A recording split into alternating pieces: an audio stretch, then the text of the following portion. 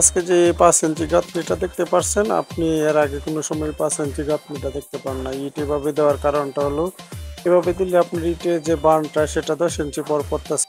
আর এভাবে আপনার বা গাঁথনিটা দিলে হয় কি বানটা অনেক শক্ত হয়, গাঁথনিটা অনেক টেকসই হয় দেখেন। আর আপনার মিস্ত্রি যারা আছে তাদের সময় কিছুটা বেঁচে যায় দেখেন। এভাবে করলে আপনার সময় খুবই কম লাগতেছে। আপনারা যারা মিস্ত্রি আছেন, কাজ করেন, আশা করি এটা ট্রাই করবেন। আপনার অনেক মিস্ত্রি আপনার বেঁচে যাবে, আপনার অনেক লেবার বেঁচে যাবে দেখেন। এভাবে করলে আপনার গাঁথনিটা খুবই তাড়াতাড়ি হয় আর গাঁথনির শক্তি অনেকটা বেড়ে যায় দেখেন। আহ, আমাদের বিল্ডিং এ আমরা এর আগে আরেকটা বিল্ডিং এরকম গাঁথনি করছি, এখানেও আমরা ট্রাই করতেছি। মাঝে যে পার্টিশনটা আছে সেটা এভাবে দেওয়ার চেষ্টা করতেছি।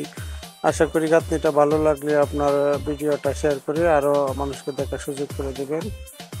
দেখতে থাকুন গাঁথনিটা শেষ পর্যন্ত কিভাবে করতে হয় দেখেন। এখন আপনার 3 ইঞ্চি একটা এটার উপরে বসিয়ে দিবেন, তারপরে আবার এটার উপরে 10 ইঞ্চি দিবেন। তাহলে হচ্ছেটা কি, এই যে আবার এটার উপরে 10 ইঞ্চি একটা বসাই দিবেন, দেখতেছেন। আপনার সময় খুবই কম লাগবে, এভাবে আপনি করলে 3টা ইটের একটা ইট দিয়ে হয়ে যাচ্ছে। ধন্যবাদ সকলকে।